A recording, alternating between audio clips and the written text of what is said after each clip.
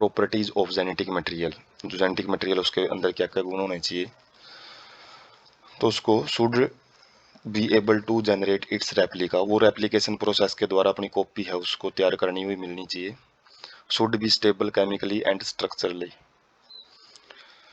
तो वो स्टेबल हो जाना चाहिए केमिकली एंड स्ट्रक्चरली, का मतलब है केमिकल रूप से भी ज़्यादा उसके अंदर कुछ केमिकल सब्सटेंस है उनका कोई इफेक्ट नहीं देखने को मिलना चाहिए, और स्ट्रक्चर भी उसकी काफ़ी स्टेबल होनी चाहिए।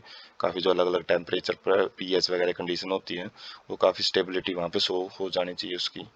Should provide scope for flow changes, तो उसके अंदर जो म्यूटेशन है वो बहुत कम देखने को मिलने चाहिए, और are required for the evolution, और ये इवोल्यूशन के लिए जरूरी होती है म्यूटेशन, जो चेंजेस होते हैं वेरिएशंस आती हैं जिनकी वजह से, तो वो वेरिएशन के अंडर को भी जाना चाहिए जेनेटिक मटेरियल। तो ये कंडीशन है कि जेनेटिक मटेरियल होने के लिए सब्सटेंस के पास ये जो गुण है वो होने चाहिए। उसके बाद should express itself in form of Mendelian character, तो मेंडेलियन जिस तरीके से वो करेक्टर हैं वो सेग्रीगेट होते हैं, जो लॉ वो फॉलो करते हैं तो वो लॉ भी फॉलो करता हुआ मिलना चाहिए। Should be stable enough not to change with different stages of life cycle, अलग अलग जो लाइफ साइकिल है, एज है, अलग अलग एज में, और फिजियोलॉजी है ऑर्गेनिज्म की, उसके बेस पे उसको ज़्यादा चेंजेस देखने को नहीं मिलने चाहिए। जैसे कि जो ग्रिफ्थ ट्रांसफॉर्मिंग प्रिंसिपल था उसके अंदर भी यही चीज़ शो की गई कि जैसे उसने हिट किल किया था बैक्टीरिया को, एस सेफ वालों को, तो उनके अंदर जो जेनेटिक मटेरियल है वो डेथ नहीं हुई थी उसकी, और उसी जेनेटिक मटेरियल की वजह से जो आर स्ट्रेन बैक्टीरिया है वो वायरलेंट के अंदर कन्वर्ट हो चुके थे। उसके बाद डीएनए वर्सेस आरएनए हम देखेंगे, तो डीएनए के गुण देखते हैं। सबसे पहले जेनेटिक मटेरियल का काम करता है काफ़ी सारे ऑर्गेनिजम्स में, दो स्ट्रैंड पाई जाती हैं डीएनए की जो कॉम्प्लीमेंट्री होती हैं, एक दूसरे के अपोजिट, बिल्कुल एक दूसरे को पूरक होती हैं, एक दूसरे को पूरा करती हैं, और हम उनको अलग अलग कर सकते हैं हीट करके, जिसको डीनेचुरेशन फॉर्म बोला जाता है। When appropriated condition are provided, जब उनको सही कंडीशन दी जाती हैं तो उनको स्ट्रैंड्स को सेपरेट किया जा सकता है। केमिकली लेस रिएक्टिव होती हैं, इतना ज़्यादा रिएक्ट नहीं करती, और स्ट्रक्चरली मोर स्टेबल होती हैं, ज़्यादा स्टेबल देखने को मिलती है, आरएनए से ज़्यादा स्टेबल रहती हैं, मतलब इनके स्ट्रक्चर में, इनकी संरचना में ज़्यादा चेंज देखने को नहीं मिलता। Presence of thymine at the place of, तो यहाँ पे जो थाइमिन देखने को मिलता है यूरेसिल की जगह पे, जो कि एडिशनल स्टेबिलिटी है वो प्रोवाइड करता है डीएनए को। Both DNA and RNA are able to mutate, दोनों जो जेनेटिक मटेरियल हैं वो म्यूटेशन उनके अंदर देखने को मिल सकती है। Dependent on RNA for synthesis of protein, तो जो डीएनए है अकेला खुद प्रोटीन नहीं बना सकता, उसको प्रोटीन बनाने के लिए आरएनए की जरूरत पड़ती है।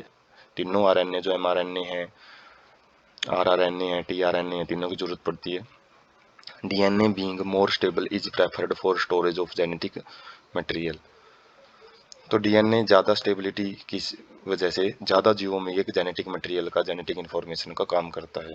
उसके बाद आरएनए है, तो आरएनए भी एक जेनेटिक मटेरियल का काम करता है कुछ वायरस के अंदर, जैसे टोबैको मोजाइक वायरस हैं, क्यूबी बैक्टीरियोफेज वायरस हैं, उनके अंदर ये आरएनए ही होता है मेन, जेनेटिक मटेरियल का काम करता है। Perform dynamic function of messenger and adaptor, तो ये अलग अलग काम करता है, चेंजेबल काम करता है।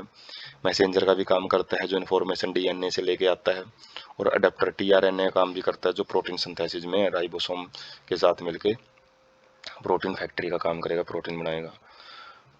2-OH hydroxide group in RNA is a reactive group and makes RNA liable and easily degradable, तो जो 2 हाइड्रोक्साइड ग्रुप होता है आरएनए में वो काफ़ी रिएक्टिव होता है, और जिसकी वजह से आरएनए को ये लायबल का मतलब है ज़्यादा संभावना देखने को मिल जाती है किसकी, डिग्रेडेशन की, ज़्यादा जल्दी नष्ट होने का जो कारण है डीएनए का, जो मतलब आरएनए का जो ज़्यादा स्टेबिलिटी नहीं शो कर पाता, वो इस 2-OH ग्रुप की वजह से ये होता है। Known to be catalytic hands reactive, तो आरएनए काफ़ी जगह पे जो राइबोसोमल प्रोटीन आरएनए एंजाइम होते हैं काफ़ी सारे, राइबोजाइम जिसको बोलते हैं, तो वो कैटालिटिक काम भी करते हैं, बायो कैटलिस्ट के रूप में भी रहते हैं, इसलिए काफ़ी रिएक्टिव भी होते हैं। रिएक्टिव में तभी वो रिएक्शन को फास्ट करने में रोल प्ले करते हैं। Being unstable mutate at fast rate, तो म्यूटेशन यहाँ पे ज़्यादा स्पीड से देखने को मिलती है क्योंकि ये अनस्टेबल होते हैं।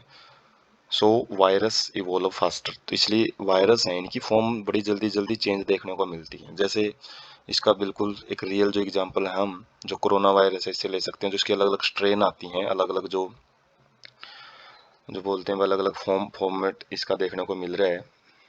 लहर जिसको बोला गया है वैसे नॉर्मल जनरल लैंग्वेज में, तो वो इसका एक इवोल्यूशन का एक चेंजेबल रूप ही है।